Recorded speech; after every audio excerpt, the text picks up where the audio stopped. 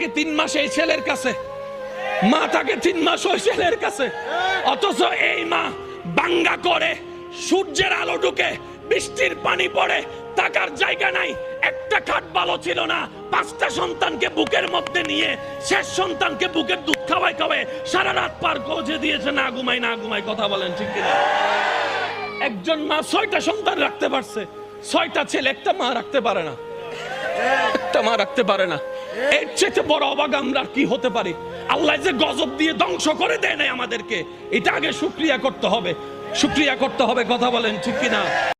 আল্লাহর পক্ষ থেকে কোনো বিশ্বাসী নারী পুরুষের সামনে যখন কোনো বিধান আসে, কোনো আইন আসে, তখন সে আইন সে মানবে না এমন কোনো অপশন তার নাই। মানলেও হবে, না মানলেও হবে, এমন কোনো অপশন আছে নাকি বলেন?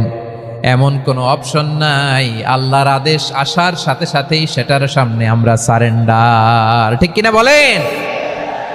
আল্লাহর আদেশ আসলেই সারেন্ডার, আল্লাহর কথা আসলেই সারেন্ডার। এখানে আমার কথা চলবে?